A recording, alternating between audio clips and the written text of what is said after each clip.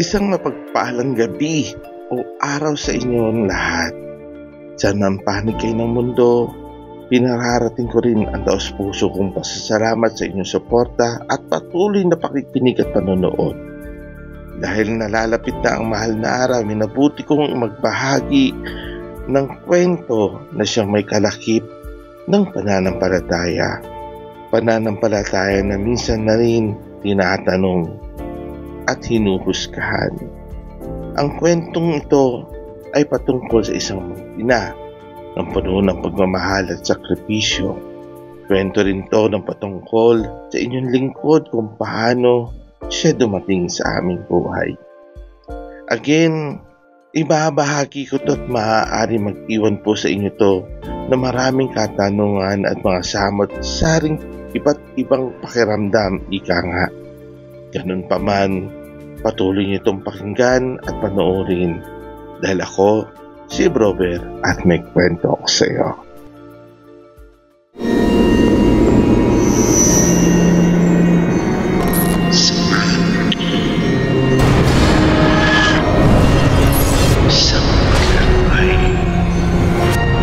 This is your host, Brover TV.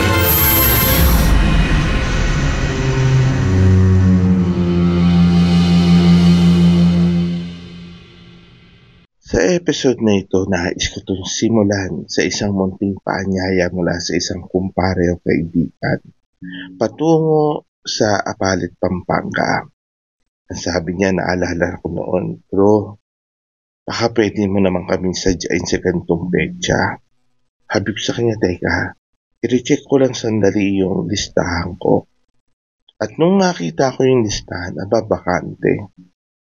Sige, sabi ko, pwede pala ako sa araw na ito, sabi ko doon sa kumpare ko. Then sabi ko, ano ba meron? Napatanong akong ganun. Ang sinagot niya lang sa akin is, pero gusto ko lang magpasalamat sa lahat ng tulong na nagawa mo ng mga panahon na kailangan namin, yung kagalingan o yung pagbe-bless sa pamilya ko. Sabi ko, wala yun. Okay lang yun. Wala naman ako hinihingi kahit anong kapalit o kabayaran sa bagay niya. Sa grasyang binigay ko, okay na yan. Service to God yan, sabi ko. Hindi bro, gusto kong magpasalamat sa'yo at may gusto kong ibigay sa'yo. Sabi ko ganun. Napaisip ako. Sabi ko, kung nagbibigay siya ng grasya o blessing sa ibang tao, bakit ko naman tatanggihan? At naniniwala kasi ako, kung yung taong yun, apaw na yung blessing, kumbaga sa isang basong tubig, umaapaw na yung blessing. Paano ka naman bibigyan uli ng Panginoon ng blessing kung punong-puno na yung sinasabi kong baso na yun na panay tubig? Siyempre kailangan magbawas, ika nga. So siguro sabi ko, sa paraan na yun, nais niya magbawas ng blessing at magbahagi ng blessing sa iba. Kasi ganun, punan uli siya ng Panginoon ng panibagong grasya at hindi ko alam kung ano yung ibibigay sa kanya. Siguro yun yung way para magbawas siya. Kasi sabi ko, kasi naniniwala ako sa ganun eh. And sabi ko, tatanggapin ko itong grasya na ito. Kasi ayokong maputol yung grasya niya sa buhay niya. At sana ito magtuloy-tuloy, sabi ko. And finally, sumagot ako, sige, na. Sige, pupunta na kami. At kung ano naman yun, maraming salamat pa. Unang salamat ko sa iyo. De bro, regalo ko na yun sa iyo. Sa birthday ko na sa iyo yan. Parang gano'n sabi niya. So ako excited akong bumiyahe papuntang Apalit, Pampanga, dun sa kanilang lugar. Hindi ako nag-e-expect kung ano man yung nais niyang ibigay or whatever, pero may natatandaan ako, napatanong siya sa akin dati, bro, anong punta nais mong magkaroon sa bahay? Sabi niya gano'n sa akin. Yun yung eksaktong salita niya na binitawan. Ako naman sabi ko, kahit ano, paano yung dumating. Yun lang sa akin. Pero napakatagal na yun bago mangyari uli yun. It was 2017 nangyari itong kwentuhan na ito. Itong ganap na nangyari ito. As hindi ako nagkakamali, it was between 2017 o 2016. And sabi ko, babalikan ko itong kwento na ito. Hindi ko pwedeng palagpasin yung tungkol dito. Ano ba to? Kumbaga parang, ito na naman tayo. Sabi ko, sige, sabi ko nga.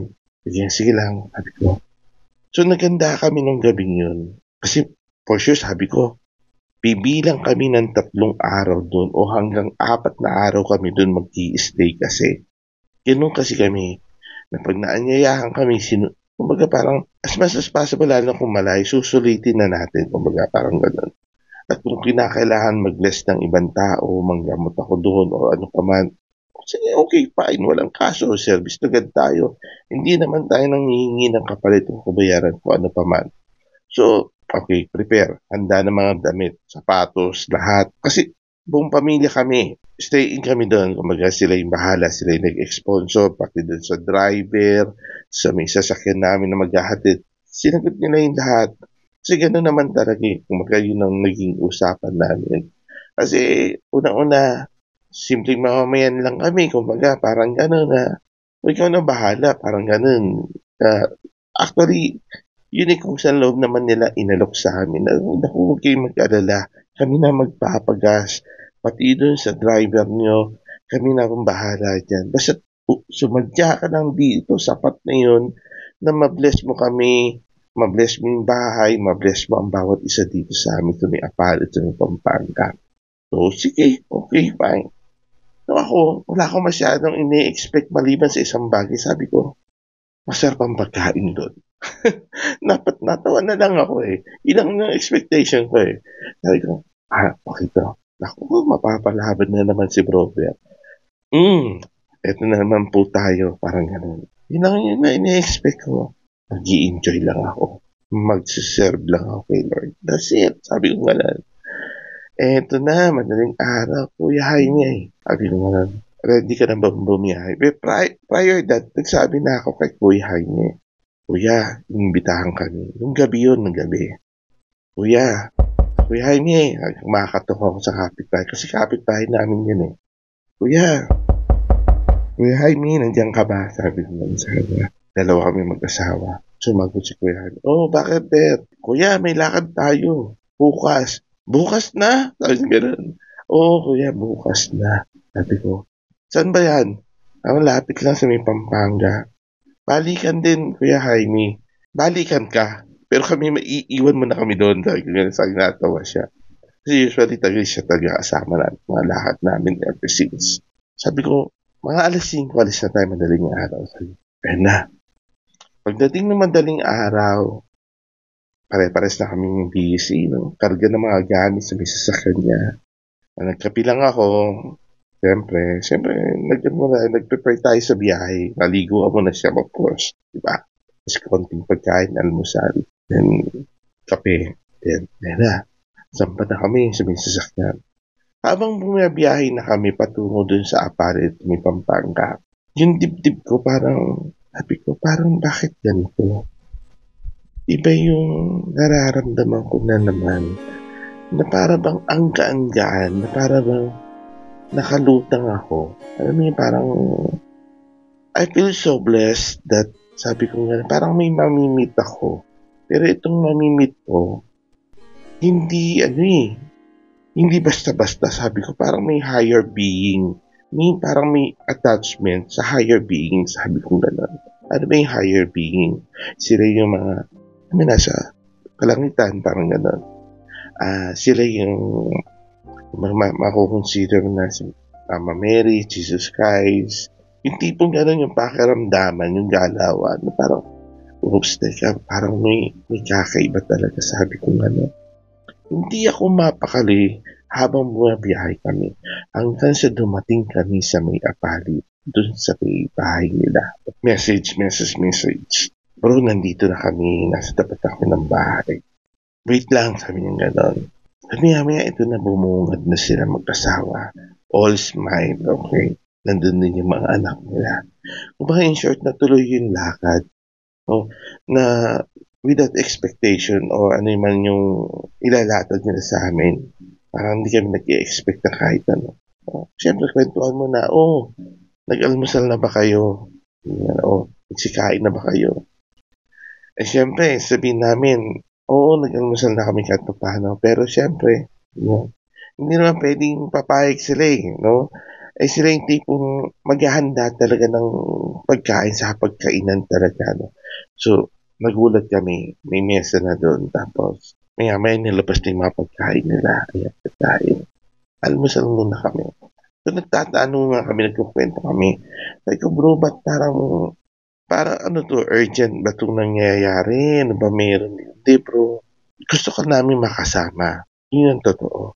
Kasi at the same time, may mga taong taga rito na gusto ka nilang makita at gusto na magpahirap at gano'n. Oh, sige, walang problema. Sabi ko, walang issue yan. Sabi ko gano'n. Okay lang sa akin, haharapin natin yan pare-parehas. Sabi ko gano'n sa kanya. Then, bro, kain muna tayo. Sabi ko gano'n. Tapusin natin. Tapos, may pupuntahan tayo. Ayun na. Tanong na naman ako. Mausisa kasi kung ano yun. Sabi niya sa akin, bro, punta tayong bandang Makabebe. Dito lang din niya, malapit lang din.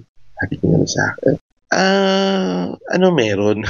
Sabi ko sa kanya, ano meron? Sabi ko sa kanya, parang out of curiosity. Basta, sumama ka sa akin sa Makabebe. May papasyalan tayo doon. Sabi niya sa akin.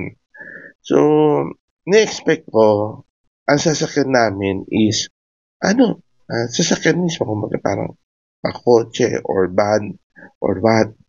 Pero nagulat ako, sabi niya sa akin, teka bro, tawagan ko na si Manong yung maghahatid sa atin. Sige, sabi ko. So akala ko kasama ko rin yung mga bata sa yung asawa ko. Pero ang nangyari kasi, parang sabi niya, bro, tayo na lang. Dalawa na lang tayo. Sabi niya, at saka si Manong. Naunawa ako kung bakit siya nagsaltano. Kasi paglabas ko, alam niyo po ba, nagulat ako, pero hindi ko na pinalata. Ang nakita ko, nasasakyan namin, alam niyo yung parang siyang tricycle na bukas. No? As in, open talaga. Tapos yung motor, ganyan. So, yung driver, tapos dalawa kami parang meron siyang parang angkasan na may upuan nandun. Pero open siya. Kita mo lahat, kumaga. Sabi ko, hindi ko alam kung anong tawag dun eh. Sabi ko, bro, dito tayo sasakay. Sabi ko sa kanya. Oo bro, dito lang, malapit lang naman yun. Sabi nga gano'n. Dapat tingnan mo sa kanya. Gusto kong sabihin, safe ba to? Dapat safe ba itong sasakyan natin? Ay kasi parang first time ko talaga sumakay dun eh. Wala akong idea na, alam mo yung pang-deliver na mga soft drinks, alam mo yung open air lang na may bakal, tapos may upuan sa gitna. Sige, sabi ko, bahala ka na. Sabi ko ganun. So, una siya sumakay, sumunod ako. Pagsakay ko ganyan, kahapit kaagad ako sa kinuupuan ko. Bro, anong nangyari sa'yo? Sabi ganun. Basta, sabi ko, hawak lang ako rito. Hindi ko masabi sa kanya. Hindi ako at ease, hindi ako palagay. Sa laki ko nito, baka, piling ko parang tataob, ganun. So, yung si Manong nagpapaliwan. Ako, first time mo, ako, kuya, sabi ganun. At natatawa sa akin si Manong, parang ganyan. Tapos tingin siya ng tingin sa akin. Ako kasi hindi ako mapalagay talaga doon sa position ko. Kasi as in, may maliit na upuan lang kaming dalawa ng kaibigan ko. Tapos, para kami mga, alam mo yung parang soft drinks na nilagay doon. Alam mo yun? Tapos, hawak lang kami sa mga bakal. Hawak lang kami. Habang umaanda, parang, sabi ko, abot-abot yung dasal ko. Kasi, ang bilis pa magpatakbo ni Manong. Tricycle lang siya, motor lang. Sabi ko gano'n. Tapos yung takbo niya pa, parang gumaganong-ganon pa. Alam mo yung parang overtake ba? Parang gano'n nag-overtake pa siya. Ganyan. Tinitignan ko siya. Sige lang. Sabi ko, sige lang. Sabi ko gano'n. May bawi ako sa'yo. Nararamdaman ko, babawian kita. Sabi ko, sakay sa isip-isip ko. Maya-maya, eto na. Nakaramdam na ako. Sabi ng kumpare ko, bro, ano ba gusto mo na poon? Kasi napansin ko, ang daming tindahan na sunod-sunod na panay mga santo dun sa lugar. So nagkaroon na ako ng idea. Kaya kinumpirm ko sa kanya, bro, ano ba plano mo? Gusto kitang regaluhan ng poon. Sabi gano'n. Ha? Wow, ganda ng pa-blessing mo. Sabi sa kanya. Gaano ba kalaki? Sabi niya gano'n. Nagulat ako. Tinatanong niya sa akin kung gaano kalaki. Sabi ko, kung ano yung madatnan natin doon, in lang, okay na ako doon. Sabi ko sa kanya, gusto mo ba ng 4 feet? Mga ganyan, o 5 feet, ganyan. Naku, kahit ano lang, basta't galing sa'yo, sabi ko. Kasi grasya yan, hindi ko pwedeng tanggihan. At papasalamat ako, ika nga. Then eto na, sabi ko kay Manong, alam mo yung parang, Manong, sandali lang dahan-dahan lang. Gumanon ako out of nowhere. Lumabas yun sa bibig ko gano'n. Bigla akong naalala bago ako umuwi ng Pilipinas. Kasi nasa ibang lugar nga ako, no. Sabi ko gano'n, biglang nag-flashback sa akin. Kasi tinanong niya ako ng kumpare ko, anong phone ba gusto mo? Para bang hinigop ako dun sa isang eksena ng vision ko na nakita ko ang mahal na Biring Maria ng Our Lady of Lourdes na nakatayo dun sa loob ng bahay namin. Malaki. Sabi ko gano'n. Yung mga about 4 feet siguro yun. Mga ganyan taas. O 5 feet. Parang gano'n. Then sabi ko, natatandaan ko yung parang may tali siya sa gitna. No? And then yung suot niya gano'n. At yung kamay niya sarado na ganyan. Ako na, sige, sabi ko. Nung parang bumalik na ako sa sarili ko, sabi ko dun sa kumpare ko, bro, tinanong mo ako kung ano yung gusto kong poon. Sige. Pag yung poon dyan sa bungad ng tindahan na yan ay sumalubong sa akin na ganito ang itsura na may taling blue sa bewang at ang kamay ay nakaganon at may magandang liwanag sa likuran, yung parang corona niya, yun na yun, sabi ko ngayon sa kanya. Ay yung driver palang motorcycle ay nakikinig sa amin. So napapatingin na siya, sabi ko, kanina ang bilis mo magpatakbo ha. Kasi isip ko, nakakagigil kasi isip ko. Ngayon babawian kita, sabi ko sa kanyang gano'n. Tingin siya ng tingin sa akin gano'n. Ako natatawa na lang ako. Pero inside of me, nagbibiro ako. Alam mo yung birong alam mo, nakakabawi din ako sa'yo. Loko ka ha. Sabi ko sa kanya. So yung kumpare ko, yung ngiti ko, nakukuha niya na. Kung sa tingin pa lang namin dalawa, alam niya na yung nasa isip ko. Eto na. Manong, dahan-dahan naman po. Sabi ko na. Kasi malapit na po tayo. Siya napatanong siya, napatingin siya. Ay, akala ko ba first time ka na sa lugar, but parang alam niya. Parang gano'n ang tumakbo sa isip niya. Sabi ko, Manong, konting andar pa, doon pa tayo, doon pa. Kasi gumaganon na ako eh. Si kumpare ko, yung kaibigan ko, sabi niya, napapatingin siya doon sa driver, sabi niya gano'n. Kuya, okay ka lang? Si kuya, napansin namin, para bang pinagpawisan na malalaking botil ng pawis na tumutulo na hanggang baba niya. Samantalang di naman mainit that time. Tapos, napansin ko, parang nanginginig siya.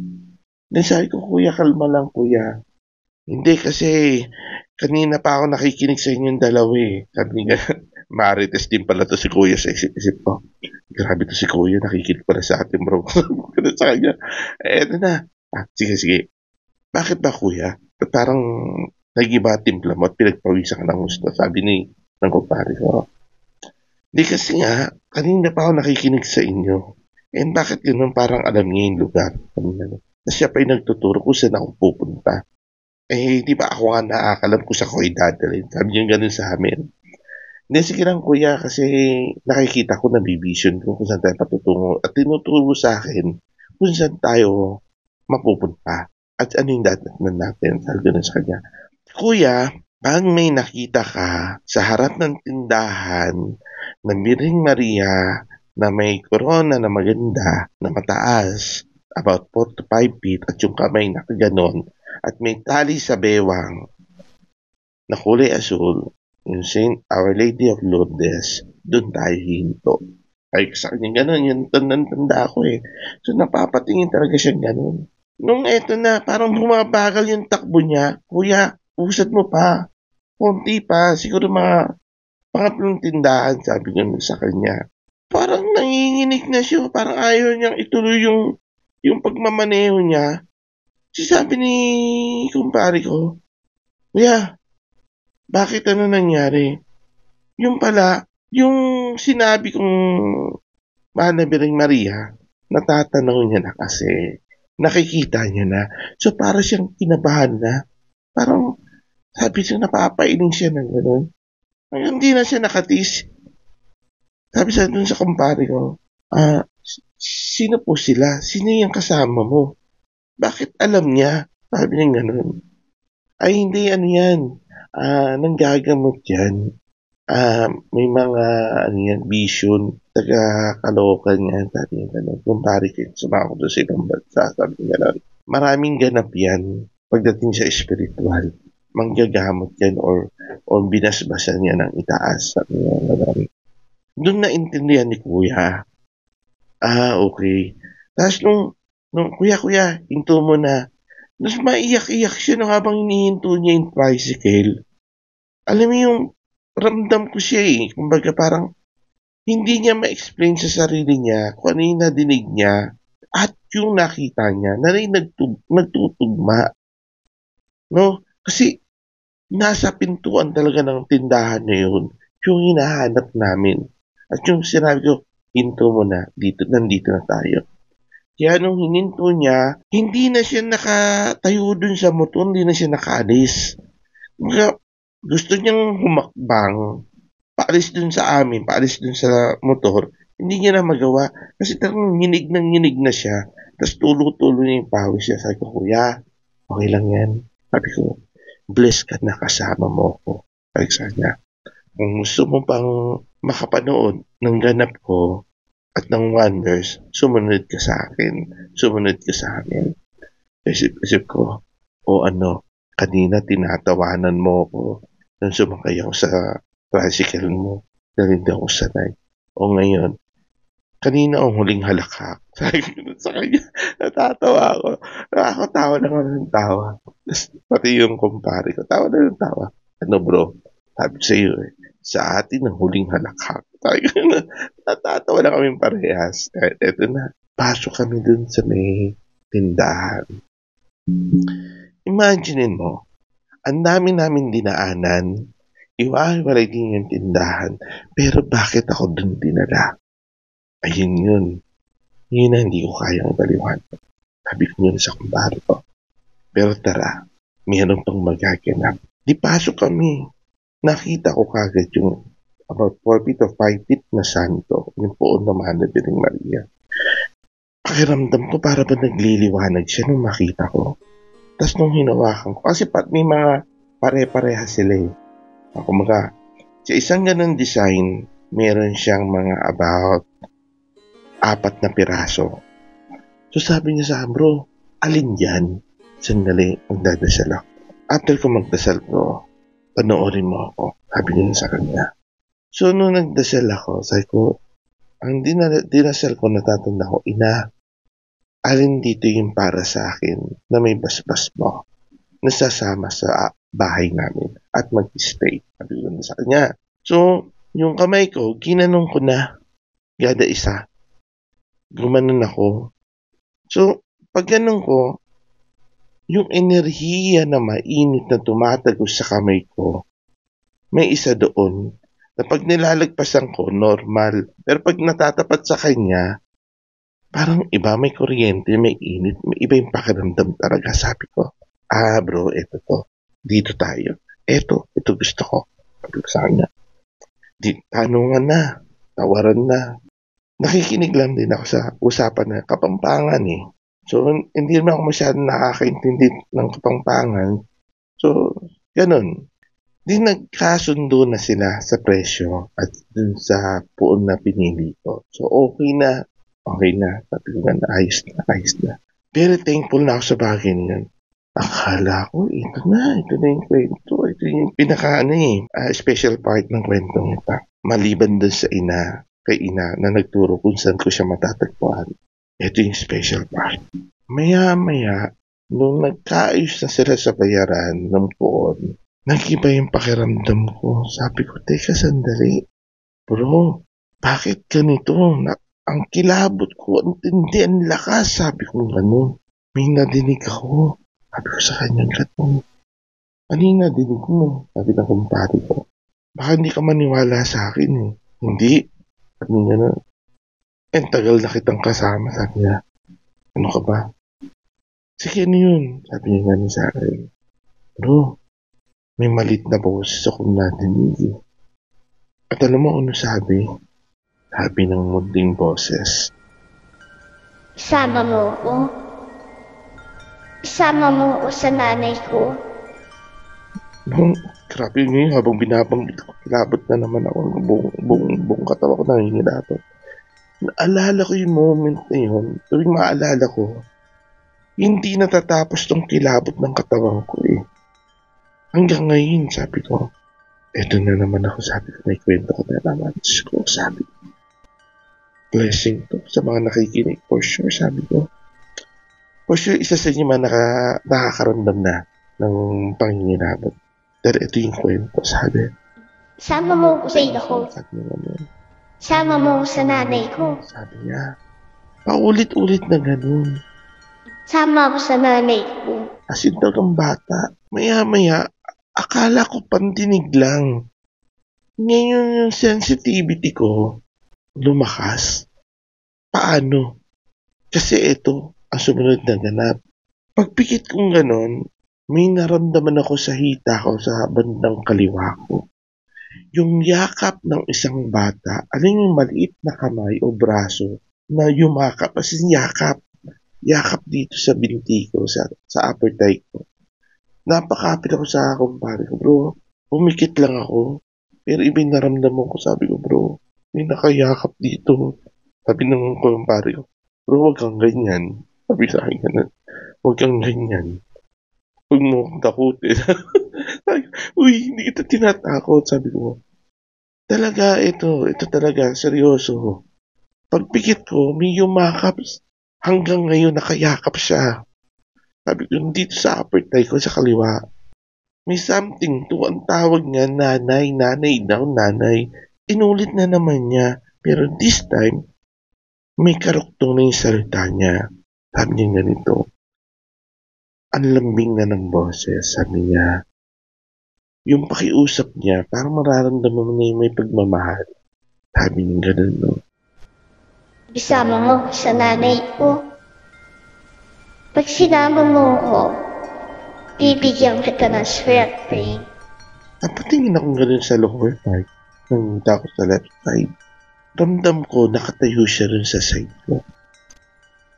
And then sumunod na salita niya, Pag inumin mo ko, bibigyan kita ng swerte. Sabi niya lang sa akin. Di ako na parang, uy, teka, sandali, blessing. Uy, sandali.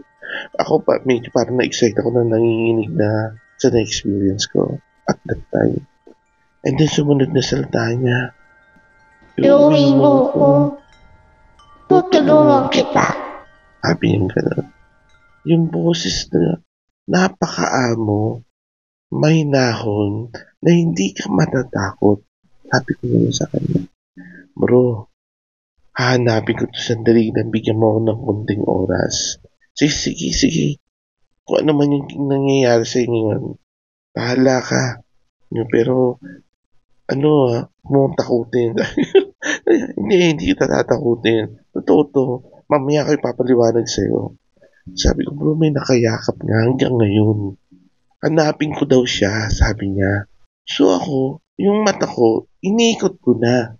Kasi sabi ko ganun, ang magic word niya sa akin, kumbaga, is bibigyan kita ng swerte. Pagpapalain kita at inuwi mo ko at isinama mo ko sa inay ko. Sabi niya ganun sa akin. So ako, ikot yung mata ko. Nagulat ako sa nakita ko. Nung makita ko yun, nawala yung nakayakap sa left side sa upper thigh ko na parang, may malit na braso na nakahigpit doon, nakadikit talaga. Nawala yun. Pero yung mata ko napunta doon sa isang Santo Niño na kulay pula na may nakaukit na salita, Santo Niño de la Suerte. Pagkakita ko nun, hindi ako nagdalawang isip. Bro, siya yung yumakap sa akin. Paano ko nalaman? As I said sa'yo, ang sabi niya sa akin, bibigyan niya ako ng swerte pag isinama ko siya. Basahin mo yung nakasulat dun sa paanan niya. Sabi sa kanya, Nilapitan namin magkumpare. Tas pinakuha nga namin dun sa nagtitinda. Kasi nag-iisa na lang siya, nasa sulok talaga eh. No? Nag-iisa siya, nasa sulok, natatakpan pa siya ng iba't ibang malalaking santo. Kumbaga nasa likuran siya. Pero nung makita ko siya nang tinawag niya ako at pinabuhat ko yun, doon ako hindi nagdalawang isip nung makita ko sa malayo yung salitang swerte. Kaya tinuro ko sa kumpare ko, bro, siya yun. Siya yung kumakausap sa akin kanina pa. Siya yung yumakap sa upper thigh ko. Believe it or not, sabi ko, bro, may gagawin to. Sabi ko na sa kanya. Pero this time, bro, ako na. Sabi ko sa kanya. Ako na bahala mag-settle neto. Nung kinuha nung tindera inangat yun sa harapan niya, napaatras siya kasi nabasa niya mismo yung saldang Santo Niño de la Suerte. Sabay tingin sa akin. Tapos para daw may bumulong sa kanya o parang may nadinig siya. Sabi ko, ako na bahala rito. No bro, ako na yan. Mag-ina yan. Doon ko naintindihan yung mahal na Biring Maria at mahal na pong Santo Niño na Munting Santo Niño. Kumbaga, package sila. Kailangan magkasama sila. Parang gano'n naging sistema eh. Then, eto na. Bumalik yung vision ko na naman. Yung isang eksena na alam ko rin nasa Biblia yun as far as I know. Sabi kong gano'n, habang pinagmamasdan ko yung mag-ina na poon na ibinigay sa akin ng kaibigan ko doon sa may tindahan. Nandun pa kami. Biglang, alam mo yung gising ka pero yung utak mo, yung spiritual mo, namamasyal ka na. Para akong nag-buy location sa panahon nila. Para akong hinigop pabalik dun ng ganong kabilis.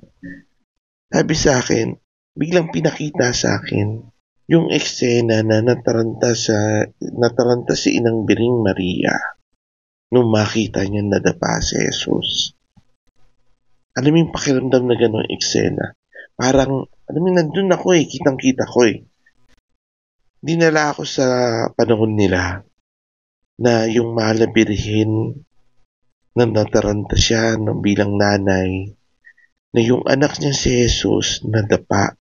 At nung makita niya yun, naiyak na siya kagad, na tumatakbo siya para kuhanin ang munting poon, yung Santo Niño, si Jesus. At nung binuhat niya si Jesus, para may pakiramdam ng isang ina na punong-puno ng pag-aalala sa isang anak.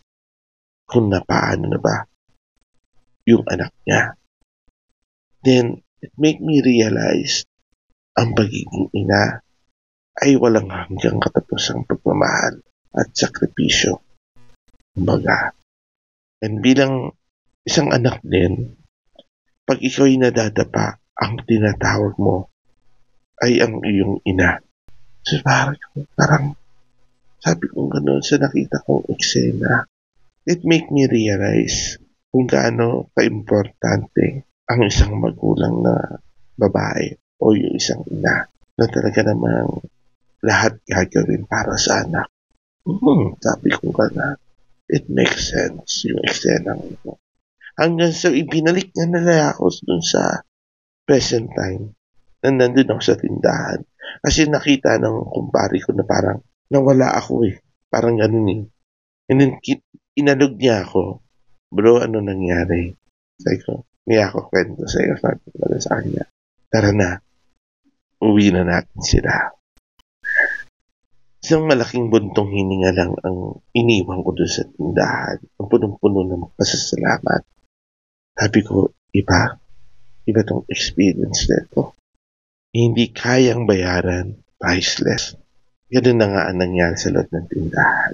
At ang kasunod na kwento na to, yung karakter na kwento nito, yung aming pag-uwi. This time, nung makuha na namin yung poon, isinakay na namin sila dun sa tricycle.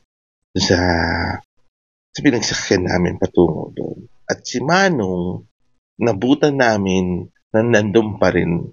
Pero kalmado na siya kasi naiintindihan niya na na yung nakasabay niya o yung naisakay niya, ang baga ako mismo, parang I feel so blessed, parang gano'n ang pakiramdam ni Manong. So, panikwento na siya. Marami na siyang tanong sa amin, ganyan. Then nung sinasakay pa lang namin siya, natuwa siya. Ay, ang ganda. Kanya. Ang ganda naman na birin. Maya-maya, isinakay namin yung munting Jesus na Santo Niño de la Suerte. First time ko kasi na nalaman na may ganun pala. First time ko rin nakakita ng Santo Niño de la Suerte. Ng amo ng muka, may hawak siyang supot ng barya. Yung sa paanan niya may pera rin, tapos may nakasalagay na Santo Niño de la Suerte. Sabi ko, ako titingin ako sa imahin, sa kabuuan, sa muka. Hindi kung ano man yung itsura niya, kung ano yung suot niya, or whatever. Pero dun ako sa pinaka-imahin yung pinaka-representation Hindi dahil kasi may barya siya, kasi may nakalagay na swerte siya. No, para sa akin, ako tinitignan ko ay yung isang buong kabuuan ng espiritual ng isang poon.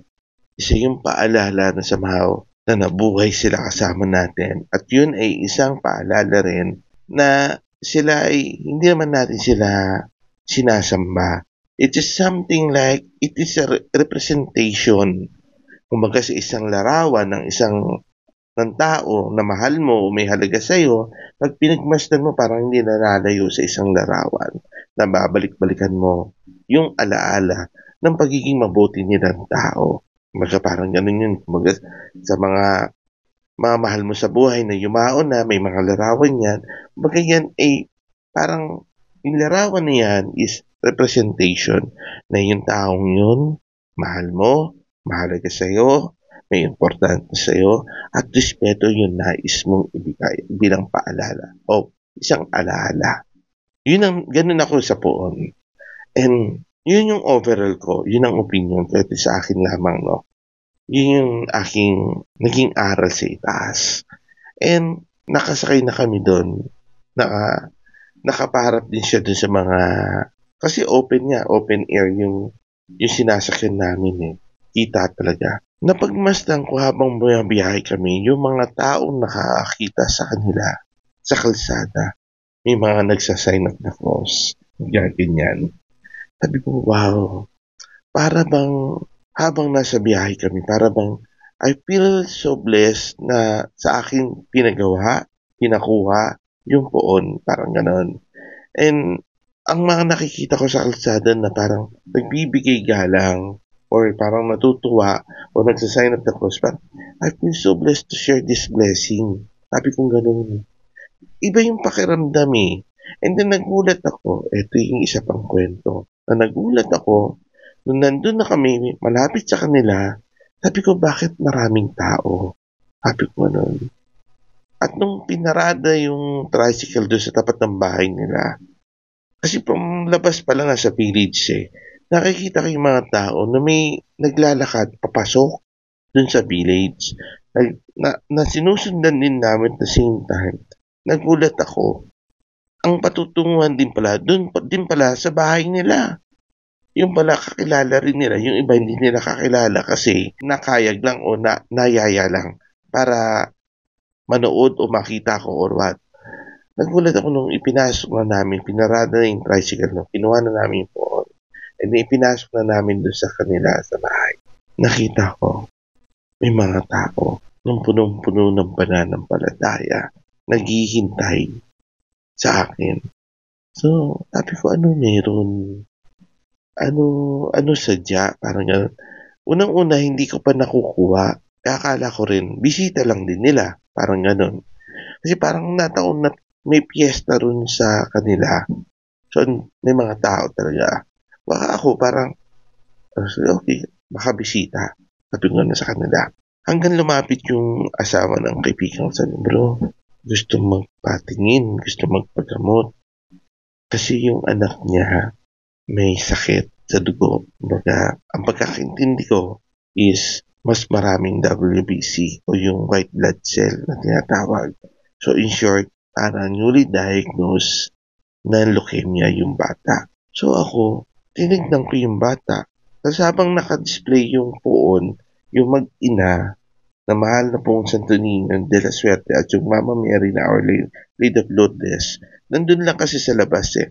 Hindi namin sila pinasok sa pinakaloob ng bahay para rin makita ng mga tao. Tinignan ko yung bata na may sakit. And then ang katabi niya, ang nagdala sa kanya, ay yung nanay niya. Napatingin din ako sa phone. Grabe, sabi ko. Ang lakas naman mag-synchronize nito, sabi ko. Yung imahe ng poon at yung imahe ng batang may sakit, naalala ko na naman yung kwento ng nadapa si Jesus na nasaktan. Same thing sa sitwasyon ng isang bata na may sakit na para bang ipinakita sa akin ahead of time yung isang sitwasyon na pwedeng iharap sa akin o ilatag sa akin. Nang naramdaman ko, yung naging case ng bata, oo, may sakit nga, leukemia. Parang ang feeling ko, parang yung pagkakasakit ng bata, parang ang pinagkaiba lang, physically, nadapa si Jesus. Etong batang to, dapang-dapa. Saan? Sa sakit. Hirap na hirap doon sa sakit. Nakikiusap yung nanay. Naiiyak yung nanay habang kinakausap ako. Sabi ko, ina, sa bagay nito, ina, pinapasa Diyos ko sa inyo. Kayo gumawa ng milagro, kayo gumawa ng basbas para sa kagalingan ng batang ito. Sabi ko nga na. So, dasal ako, dasal. Habang nagdadasal ako, ang nakita ko, pagtingala ko, yung mukha naman ni Jesus sa kalangitan. And then sabi ko, dun sa bata, kasi nakapikit na. Pagpikit ng bata, pag may didilat ha, sabi ko lang sa kanya, may ipapakita ko sa iyong mukha. Nagdasal uli ako. Nagulat yung bata dahil ang ipinakitang mukha ay yung mukhang kaparehas na nakita ko sa kalangitan at yun ang mukha ni Jesus. Sabi ko sa kanya, kausapin mo. Hingi ka ng tulong. Hingi ka ng milagro. Hingi ka ng kalakasan at kagalingan. It was 2017 it happened. Or 2016. Would you believe? Hanggang ngayon yung bata is okay po. 2025 na po. Pero okay yung bata. At binata na. Sabi ko, ilang taon na rin ang lumipas. Kung yung bata, let's say nasa 8 or 9 years old, i-addition mo yung taon na mula 2017 at 2016 plus itong taon na to, equivalent by almost 8 years pala ang nadagdag. So, 16 years old na siya ngayon, parang ganun. Or let's say, mag-18 na siya or 17, parang ganun. Nagbibinata, sabi ko nga na. Wow, sabi ko nga na. Iba talaga wonders ni Lord, sabi ko. Siya lang talaga nakakalam ng paraan niya yan, sabi ko. Yung kwento na ito, sabi ko, hindi ko makaligtaan o hindi ko pwedeng hindi ikwento yung simpleng wonders na ito. At isa pa, nung time na yun, habang nagkagamutan doon, sabi ko doon sa mga tao, labas kayo doon sa gate. Tingala kayo sa itaas, tignan niyo yung mukha. Sabi ko na sa itaas, sa langit. Itinuro ko sa kanila, ang nakita nila ay mukha ni Jesus. Palakpakan sila. Parang nagte-thank you sila. Ay kung humiling po kayo, kanya-kanyang hiling ang gawin niya. Sabi ko, ano, is a wonder and blessing from the Lord. Sabi ko na rin sa kanila. Kakaiba kasi yung ganong experience. Sabi ko, hindi ko na napansin yung oras na bandang alas 5 na pala. And then nagkakasenyasan na kami ng asawa ko. Yung asawa ko parang, uwi na tayo. Parang hindi tayo gabihin. Ako parang nadudurog yung puso ko na nagpapaalam sa mga tao. Kasi nakikita ko pa eh. Nagulat ako parang dumami yung tao dun sa bahay nila. Siguro na message, mga kamag-anakan, kaibigan, may mga ganun, pumunta kayo dito. Siguro nagkakayayaan. Dumami yung tao, napansin din na asawa ko at ang kaibigan namin. It's so happy na ko. Sorry po, kung may magpapaalam na po, puso ko talaga parang pinipiga, no? Habang sinasakay ko yung mag-ina, yung Our Lady of Lourdes at yung Santo Niño de la Suerte. Yung puso ko, nung sumakay ako doon sa may sakayan, napaiyak ako. Sabi ko, Lord, ito ba talaga purpose ko ito ba yung purpose na nais mo sa akin? Kung ganito kasaya yung pakiramdam, hindi po ako tatanggi. Ipagpapatuloy ko po ito, sabi ko rin sa kanya. Sabi kong gano'n yung puso ko, para bang umaapaw yung pakiramdam ng punong-puno ng pasasalamat sa itaas. At the same time, yung nakita ko yung reaction ng mga taong yun, na ilan sila nandoon, na nakaramdam ng ginhawa, nakaramdam ng wonders, or feeling na gumaling sila o what, is priceless, Lord eh. Sabi ko na, Lord, nung ito yung purpose mo sa akin, very thankful po ako. Thankful ako kasi mas naiintindihan ko na po. Sabi ko sa kanya, maraming salamat po, Lord. Sabi ko sa kanya, biyaya nga po ito na inyong hinatid sa buhay ko. At open arms ko itong tatanggapin. Ang karuktong naman nito nung pag-uwi namin sa may bandang Caloocan. Nandun na kami sa aming lugar, sa may Caloocan, nagulat din ako at the same time, nung makita ko naman na may mga tao dun sa labas ng gate namin. Mga around about 8 p.m. na halos yun, umuulan pa, bahagya, maambon. Mga nakapayong, sabi ko, ano meron? Sabi ko. So binaba namin yung poon and then nagulat din sila, bumati sa akin. Bumati dun sa mga poon, nag-sign of the cross din. Then, sabi ko, napatanong ako, Nay, Kuya, ano po ang may hinahanap po ba kayo? May hinihintay po ba kayo? Nagulat ako nung biglang sinagot ako na, Kuya, kapitbahay niyo po kami, nabalitaan po namin yung tungkol po sa inyo. Nais po sana namin magpa-bless. Pwede po ba? Ako, kahit nasa biyahe ako, magagaling sa biyahe, hindi maitatanggi na pagod ka na at hindi mo maitatanggi na yung gulat na naramdaman mo na parang sinagot ako ng Panginoon natin. Sabi ko nga, ito ba yung purpose ko? Parang sinagot niya sa akin, oo. Nung makita ko yung mga tao doon sa tapat ng bahay namin, napatingin na lang ako sa itaas, sa poon. Sabi ko, para niyo akong sinagot Parang binigyan niyo ako ng confirmation.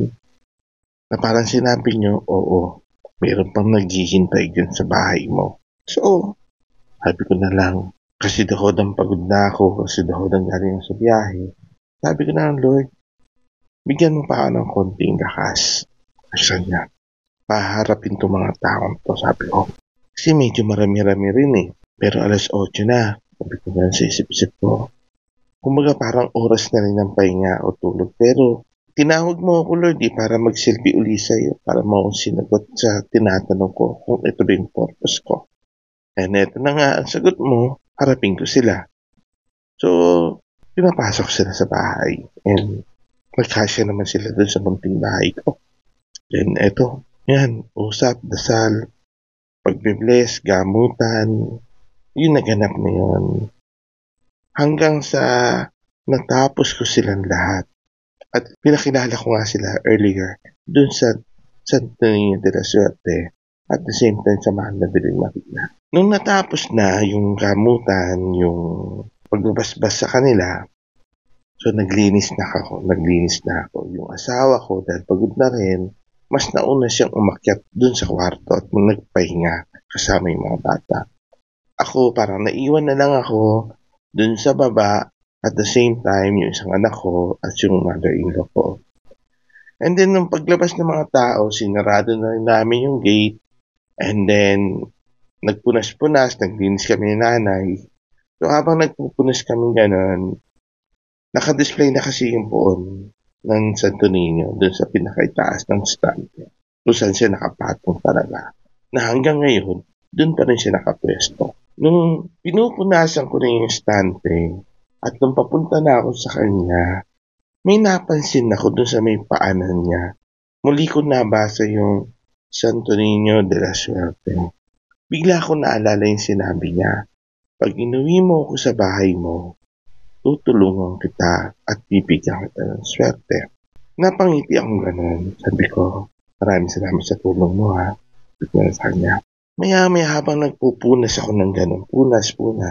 Pagpunas kong gano'n, para bang may sumabit dun sa kamay ko, dun sa basahan, na paghawi ko ng gano'n, may kasabay na maliit na sobre o isang ordinaryong sobre na nakatiklop. Nagulat ako, sabi ko, parang saan galing? Ano 'to? Parang gano'n. Nandun si nanay. "Nay, may inipit ka ba rito? Sa'yo ba ito?" "Ay hindi, wala akong iniipit 'yan. Mula nang dumating ka, hindi ako nalapit diyan." Napatingin ako gano'n, and then tinignan ko yung sobre, kinuha ko. Parang may laman, sabi kong gano'n. Napatingin ako sa Santo Niño, ta's tinaas ko, sinilip ko. Pagsilip ko, yung ngiti at taba ng puso ko lalong tumaba sa saya. Alam niyo kung bakit? Napatingin ako sa may Santo Niño, sabi ko, "Eto ba yung sinasabi mo sa akin?" Sabi ko sa kanya. Kumbaga parang ganito yung eksena eh. Parang ganito yung eksena. "Eto ba yung sinasabi mo sa akin?" Sabi ko sa kanya. "Eto ba? Eto ba yung swerteng sinasabi mo? Yung tulong na ibibigay mo?" Tinignan ko ulit. Sabi ko, "Thank you." Sabi ganun sa kanya. "Salamat sa binigay mo." Sa kanya. Kumbaga, tinupad niya yung pinangako niya sa akin. Tinupad niya yung binanggit niya sa akin. Ganon. Hindi ko alam kung paano ko i-explain yung natanggap kong biyaya o grasya that time. And sabi ko, may purpose na naman to. And yung bakasyon na yun yung unang bakasyon na kung saan nagbigay kami ng tulong sa mga matatanda dun sa lugar namin, dun sa charity namin. Yung charity na yun, naging daan na magbukas yung kaisipan namin sa pagtulong sa kapwa. Tama nga sabi niya, tutulungan kita at bibigyan kita ng swerte. At yung binigay niya swerte, I think para sa akin, hindi dahil kung anong laman ng sobre, kundi yung laman na magiging saya na naman ng puso ko. At yung saya na aking matatanggap. Dahil punong-puno ng pasasalamat, hindi lamang kami, kundi pati yung mga matatanda na amin natulungan dahil sa sobrang yun. At natupad yung charity, yung project na yan. Na up to now, ginagawa pa rin namin. It was 2017, up to now, heto pa rin kami. Tumutulong pa rin po kami sa 300 people na senior citizen. Almost 300. Presently, yun ang bilang nila. Sabi ko, Lord, ipinakita mo sa akin yung ganda ng buhay. Nakita ko yung kwento ng mga matatanda na kahit walang-wala na, sila pa'y nagbibigay. Ilang gusto nila magpasalamat sa taong tumulong din sa kanila. Yung regalo na yun, up to now, binalot ako ng biyaya at grasya mula sa itaas. At yung pasasalamat ng mga matatandang nandoon, at yung iba na maalam na rin, yung iba mga baguhan na rin sa grupo, sabi ko, sumalangit nawa yung mga na maalam, nawa pagdasal niyo rin kami na magdire-diretso pa itong charity mo ito sa abot ng aming makakaya. Then, bilang pagtatapos ng kwentong ito yung isang sariling opinion ko lamang sa imahen o sa rebulto o sa imahen ng mahal na pong Santo Niño. Nung panahon niya, nung kabataan niya, hanggang sa nagkaisip siya, lumaki siya, alam mo, ang Panginoon Yesus, ang dami ng dinanas na hirap at paghuhusga sa panahon niya. Naparusahan na siya, ipinako na siya, namatay. Sobrang sakripisyo na rin ang inabot ng Mahal na Birheng Maria sa mga panahon na yun. Kahit nung bata sinalagaan siya hanggang sa lumaki siya. Parang sakripisyo na inabot ng Mahal na Birheng Maria sa totoo lang. Bilang isa, napakahirap na, alam mo yun, yung buhay noon. And sabi ko, hanggang sa ngayon pa rin ba, may mga tao pa rin bang ganito ang klase ng pag-iisip? sa munting poon ng De La Suerte dahil siya'y nakabihis na kulay pula o berde na may daladalang barya at ang nakalagay ay De La Suerte o umuugnay sa anumang pampaswerte. Ayun na lang ba ang titignan ninyo? Para ito'y sarili ko lang opinion. Kasi ako naunawaan ko naman na hindi naman lahat ay kaya natin i-please sa bagay nito. Ang nakakalungkot lang pa na magpahanggang sa ngayon sa modernong panahon, ang munting Jesus ay nahuhusgahan pa rin sa ganong klaseng pamamaraan. Na minsan nakakalungkot na ipapalabas pa sa social media yung pagtatanggi ng pagbabasbas sa kanila dahil sa kanilang mga kasuotan or kung ano man yun. But for me, ito'y opinion ko lamang bilang tagasunod sa itaas at napaman at hindi ko hinihikayat kayo. May mga free will na pumili ng tama at maging kung ano may nais ninyo. Sa inyo pa rin ang bandang huling desisyon kung ito'y ilalagak nyo sa inyong mga tahanan. Medyo lang nalungkot ako, para bang napisil ang puso ko sa ganong klaseng eksena kasi napanood ko yung eksena na yun at meron pang nagbabasag ng poon. With all your respect somehow, sana respeto na lang din at yung boundary ng respeto ay wag pong mawala sa atin. May kanya-kanya tayong mga pamamaraan kung paano tayo maniniwala, paano natin panghahawakan ang ating mga pananampalataya. Hindi natin kailangan umatake sa ibang klase ng reliyon o ano paman. The best thing, ibigay natin yung respeto at pagmamahal sa bawat isa. Yun ang aking paalala lamang. As I said, ang ribulto para sa akin, ang puot o kanilang hugis o ano paman kung paano sila ginawa, ay yun lamang ay representasyon, isang bagay na nagpapakita ng kaugnayan ng aking pananampalataya bilang Katoliko. Yung imahe na yun ay aking mahal dahil pinaniniwalaan ko siya na aking naging mabuti siya nung nabubuhay siya. At the same time, siya yung kinikilala kong may kaugnayan sa aking pananampalataya bilang Diyos ko. As I said, sa bandang huli, may sarili kang pananaw, may sarili kang pag-iisip, at kung hindi mo nais ang aking binanggit, paumanhin sa'yo, at ako humihingi ng pasensya. Pero sana, maunawaan mo rin na ito yung aking kinalakihan, ito yung aking nakasanayan.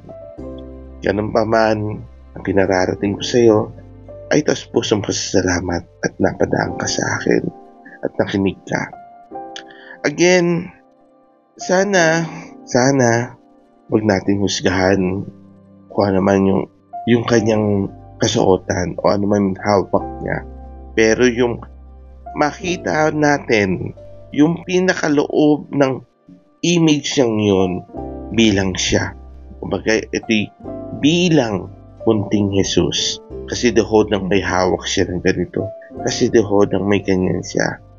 The only things sana na mag-remind sa atin sa imahin na siya yung mukha ng ating pananampalataya na may koneksyon kay taas at yun ang nag-uugnay sa atin.